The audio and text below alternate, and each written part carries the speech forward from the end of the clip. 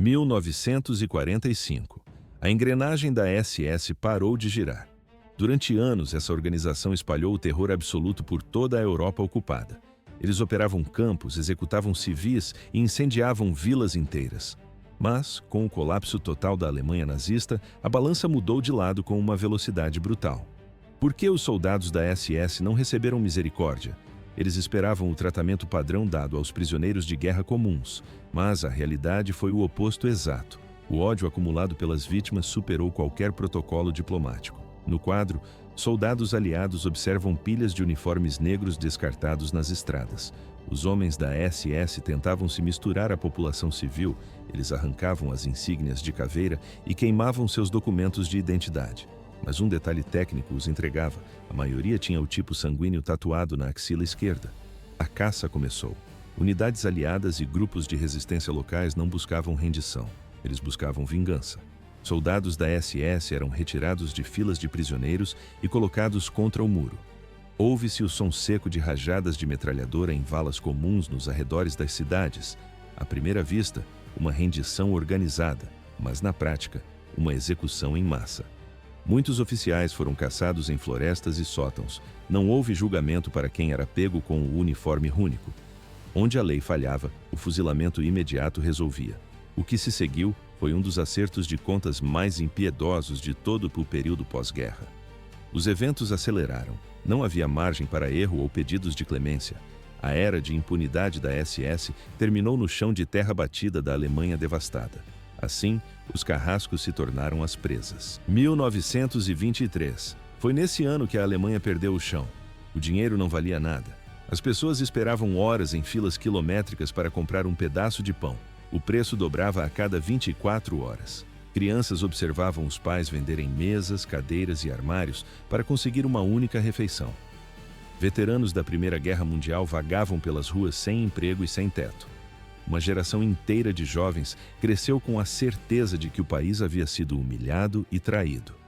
Por que o radicalismo cresceu tanto? A resposta é simples: o caos era o combustível perfeito para promessas de ordem. O partido nazista canalizou esse ódio e ofereceu um culpado. Eles precisavam de alguém para culpar e de um líder forte para seguir. Nesse cenário, em 1925, surgiu um pequeno grupo de guarda. À primeira vista, uma escolta comum. Mas, na prática, o embrião de um império de terror. No início, eram poucos homens. Emil Maurice, Julius Schreck e outros nomes de confiança circulavam ao redor de Hitler. Eles não pareciam soldados. Agiam como motoristas, guarda-costas e assistentes pessoais. Nada indicava que aquele círculo íntimo se tornaria uma máquina de matar. Mas o cenário mudou drasticamente. Em 1929, Heinrich Himmler assumiu o controle total da unidade. Ele não queria apenas seguranças de palanque. Himmler queria uma força capaz de moldar a Alemanha de dentro para fora. Ouve-se o som de botas marchando em sincronia. Himmler impôs uma disciplina de ferro. Ele introduziu teorias de pureza racial e exigiu uma lealdade cega e absoluta. Os membros não eram mais apenas homens armados, eles eram doutrinados. Em 1933, a transformação estava completa. O grupo saltou para 52 mil membros. O pequeno time de 8 anos atrás havia desaparecido. No quadro, uniformes pretos impecáveis e fileiras intermináveis de soldados. Himmler convenceu esses homens de que eles eram a elite do mundo. Eles se sentiam superiores, mais puros e mais fortes que qualquer outro cidadão comum. O treinamento era brutal e ideológico. Escolas específicas foram criadas para essa formação, como as Junkerschule em Bad Tölz e Braunschweig. Não havia margem para erro.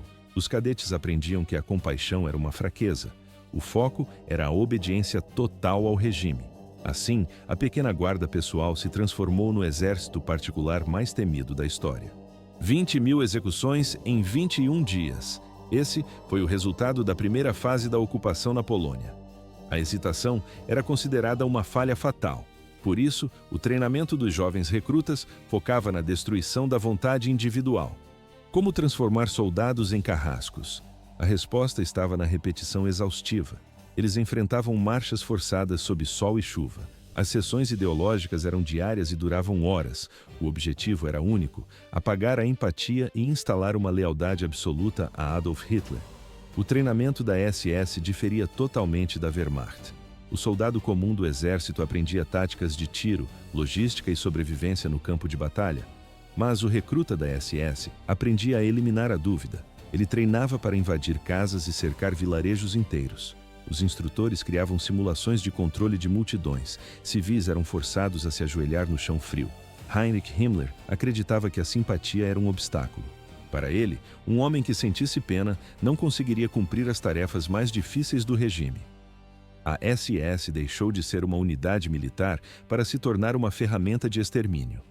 No quadro, recrutas marchando em silêncio absoluto. Esse isolamento emocional preparou o terreno para o que viria a seguir.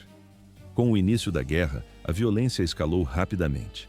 1º de setembro de 1939, a Alemanha nazista atacou a Polônia. O mundo esperava um conflito tradicional entre tanques e infantaria. Mas, atrás das divisões blindadas, uma sombra avançava.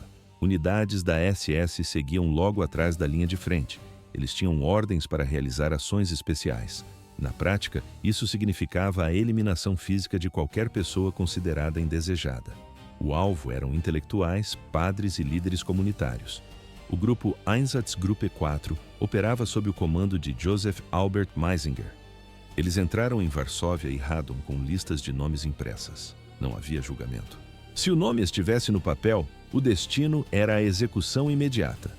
O padrão se repetiu em Poznan, Piotrków e Kielce. Nota-se um detalhe técnico. As execuções não ocorriam durante o caos do combate. Elas eram organizadas e metódicas. Ouve-se o som de disparos em sequência vindos de pátios internos. Em apenas 3 semanas, essas unidades assassinaram mais de 20.000 civis. As vítimas eram levadas para campos abertos ou becos estreitos. Lá, eram mortas com tiros na nuca. Não havia caminho de volta.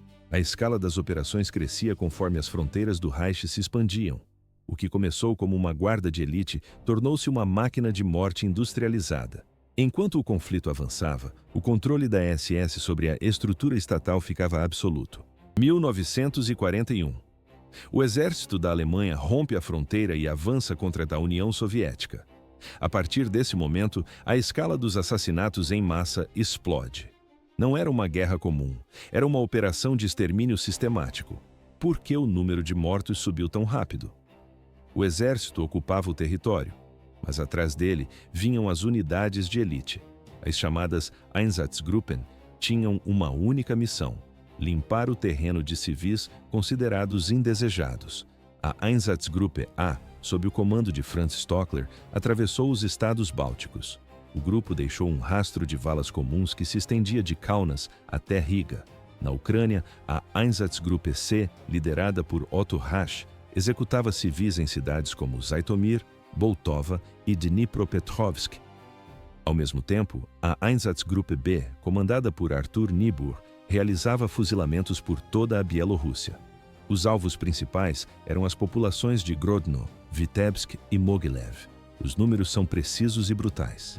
No início de 1942, apenas a Einsatzgruppe A já havia matado mais de 249.000 civis. Quando somados os dados dos outros 3 grupos, o total chegava a centenas de milhares de mortos em poucos meses.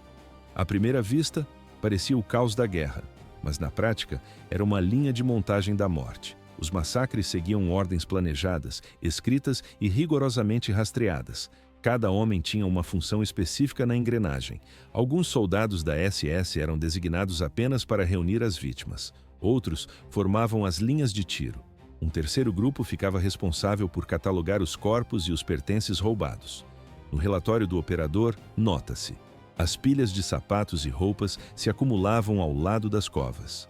Nas florestas nos arredores de Minsk, o método era direto. As vítimas eram alinhadas na borda de trincheiras cavadas horas antes. Em Odessa, a SS organizou represálias em massa após ataques da resistência contra tropas alemãs. Na Lituânia, as unidades da SS não agiam sozinhas. Elas trabalhavam com colaboradores locais para destruir bairros inteiros em questão de horas. Cidades inteiras foram varridas do mapa.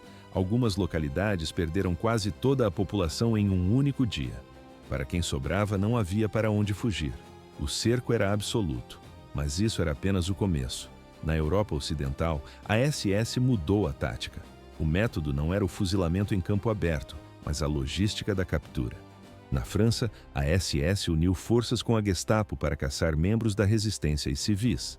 Em Paris, no ano de 1942, operações coordenadas arrancaram milhares de pessoas de suas casas durante a noite.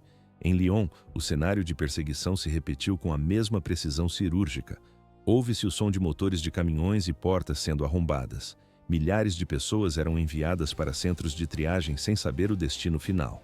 O sistema de repressão não deixava margem para erro. Assim, a ocupação se transformou em um processo industrial de eliminação. 1943. Esse foi o ano em que a repressão atingiu seu ponto máximo. A SS operava em conjunto com comandantes de segurança como Klaus Barbie. O objetivo era único: interrogar e eliminar qualquer pessoa ligada a redes clandestinas. Por que a resistência não conseguia se esconder? A resposta estava na eficiência mecânica da Gestapo. Eles não apenas prendiam suspeitos, eles destruíam células inteiras através da tortura. Na Dinamarca e nos Países Baixos, as forças policiais da SS agiam na escuridão. Unidades motorizadas cercavam bairros inteiros durante a noite. Famílias eram arrastadas para caminhões sob a mira de fuzis. Ao nascer do sol, as casas estavam vazias e as portas abertas. O sul da Europa não teve um destino diferente. Setembro de 1943 marcou a virada. A Itália mudou de lado na guerra. A reação alemã foi imediata e violenta. Unidades da SS passaram a tratar civis italianos como combatentes inimigos. Março de 1944. Roma presenciou um massacre planejado. Nas cavernas ardeatinas, 335 civis foram executados em poucas horas. Foi uma retaliação direta a um ataque contra tropas alemãs. Na filmagem da época, nota-se o silêncio absoluto nas ruas após o crime. Em Sant'Anna di Stazzema, o cenário foi ainda pior. Tropas da SS cercaram o vilarejo e abriram fogo. Não houve sobreviventes. Uma aldeia inteira foi apagada do mapa em uma tarde. Mas isso era apenas o começo. A prova definitiva da brutalidade da SS não veio de fuzilamentos em massa. Ela veio de algo mais frio e organizado. Eles construíram um sistema de campos por toda a Europa. A violência deixou de ser caótica para se tornar industrial. À primeira vista, eram centros de detenção, mas na prática eram fábricas de morte. Tudo começou com unidades pequenas. Dachau, em 1933, servia apenas para presos políticos. O espaço era limitado. Os muros eram baixos. No quadro, os primeiros prisioneiros alinhados para a contagem. A situação mudou quando a SS assumiu o controle total das forças policiais e de segurança.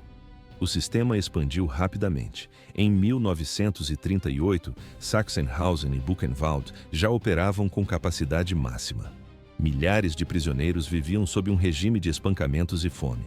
Estes locais funcionavam como campos de testes para os oficiais da SS.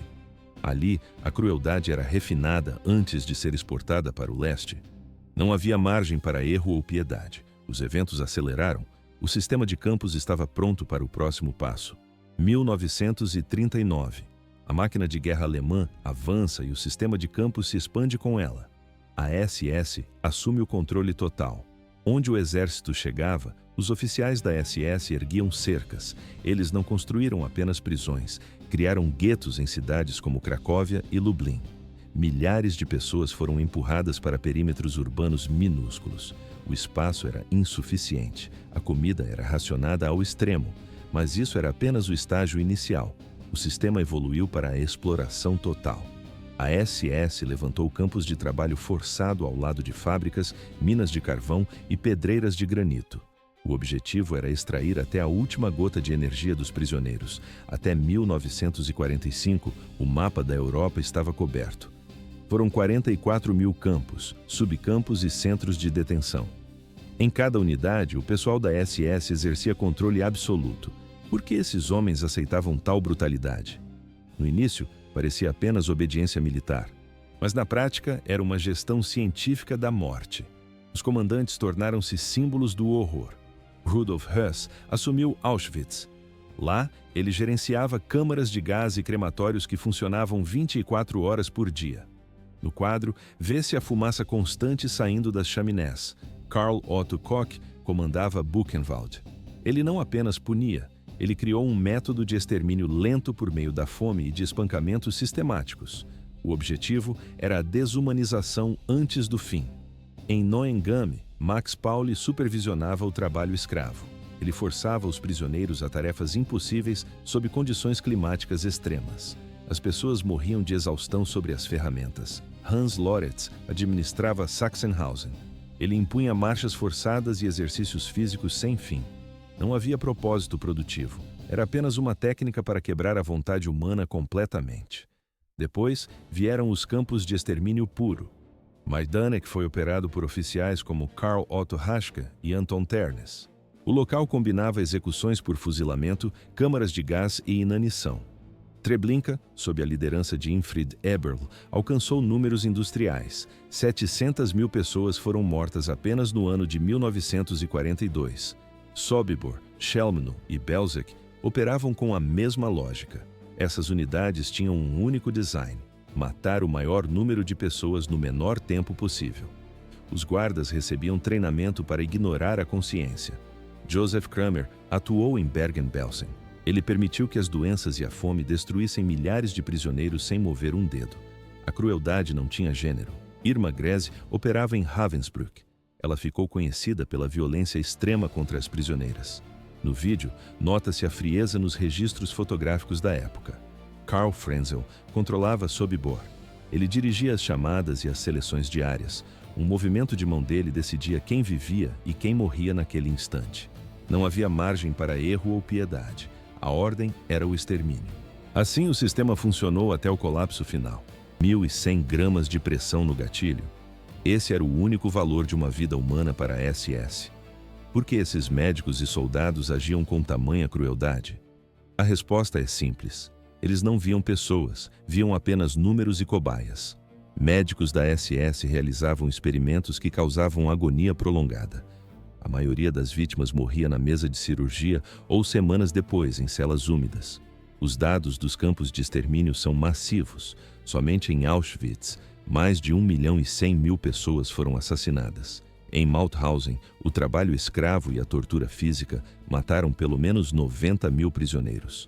No campo de Stutthof, o registro é de 65.000 mortos. As causas variavam entre execuções por fuzilamento, doenças não tratadas e as chamadas marchas da morte. O sistema foi desenhado para que a existência humana fosse reduzida a zero. A partir de 1943, a Alemanha começou a perder terreno. A reação da SS foi imediata: mais violência.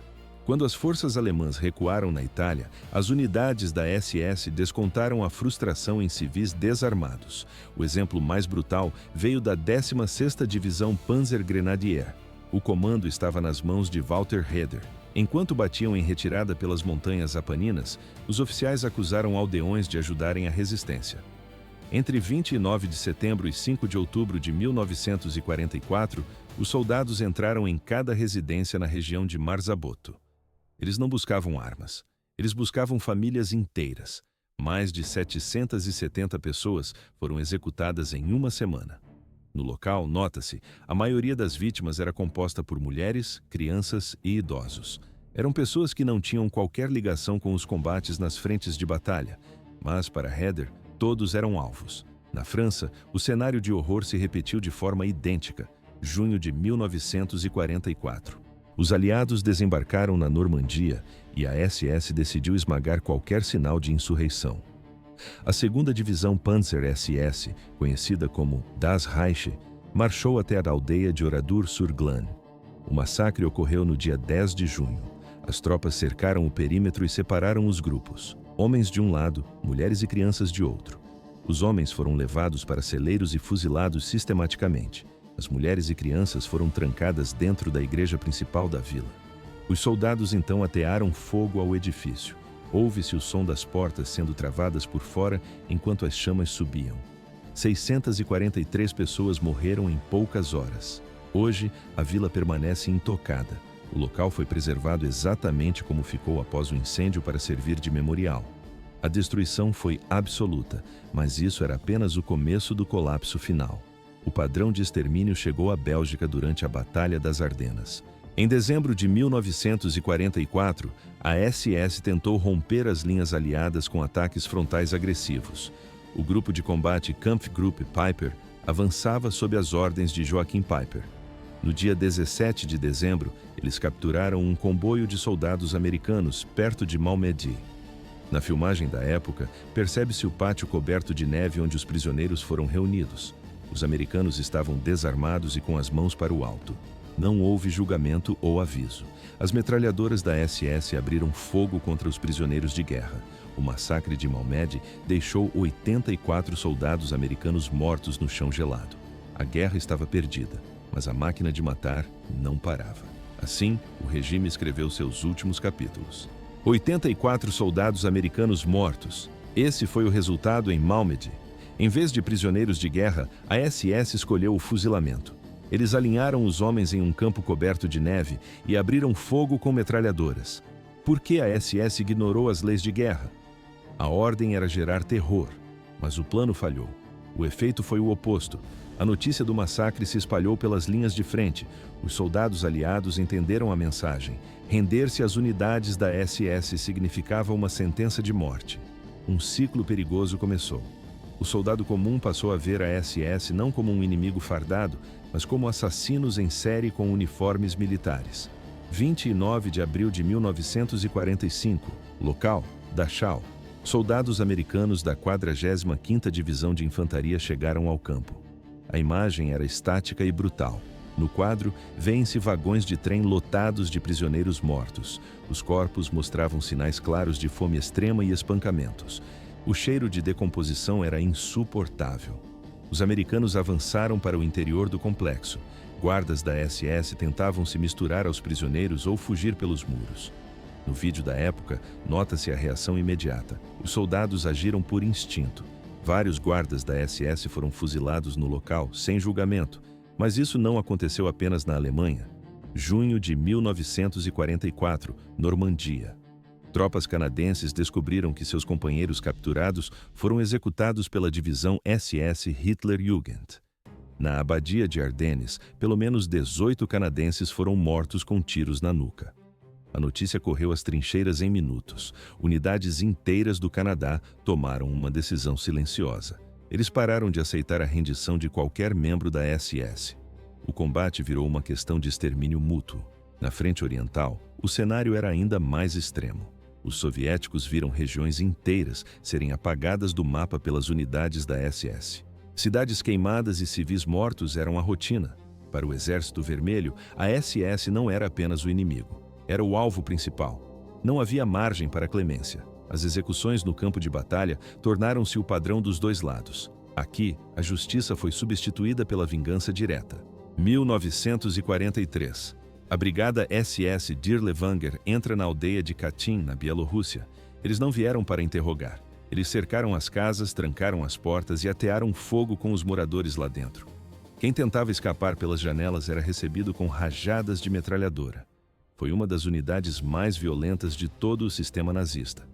Por que o Exército Vermelho não fazia prisioneiros da SS? A resposta estava no caminho até Berlim. Durante o avanço, os soldados soviéticos encontraram milhões de civis mortos. Eles marcharam sobre cidades transformadas em valas comuns. A ordem nas fileiras soviéticas era silenciosa, mas clara. Combatentes da SS não teriam clemência. No início de 1945, o cenário mudou. A SS lutava com um desespero que assustava até os veteranos mais experientes. À primeira vista, eram soldados defendendo posições, mas na prática, eram homens sem nada a perder. Na frente oriental, o fanatismo atingiu o auge. Unidades como a 3ª Divisão Panzer SS Totenkopf e a 5ª Divisão Panzer SS Wiking travaram batalhas brutais ao longo do rio Oder e na Pomerânia. Eles recusavam qualquer proposta de rendição. No quadro, posições alemãs completamente cercadas por blindados soviéticos. Mesmo sem munição reserva e em desvantagem numérica de 10-1, os soldados da SS continuavam puxando o gatilho. Mas isso era apenas o começo. Na Hungria, o cerco de Budapeste revelou a escala da autodestruição. De dezembro de 1944 a fevereiro de 1945, a cidade virou um moedor de carne. Sob o comando de Karl Pfeffer Wildenbruck, as tropas da SS lutavam por cada metro de calçada, cada andar de prédio, cada adega. A luta destruiu a capital húngara quase por completo. Em menos de 3 meses, mais de 100.000 soldados e civis morreram sob o fogo cruzado. O cheiro de pólvora e corpos em decomposição tomou conta das avenidas. As tropas alemãs e da SS ficaram sem suprimentos. A comida acabou, a munição terminou. Mesmo assim, a rendição era proibida. Alguns grupos tentaram romper as linhas soviéticas em ataques suicidas no meio da noite. A maioria foi cortada ao meio pelo fogo das metralhadoras pesadas. Não havia margem para erro. Os eventos aceleraram. O desespero se tornou a única estratégia restante para os sobreviventes. Depois, ficou pior. Chegou abril de 1945. O alvo agora era Berlim.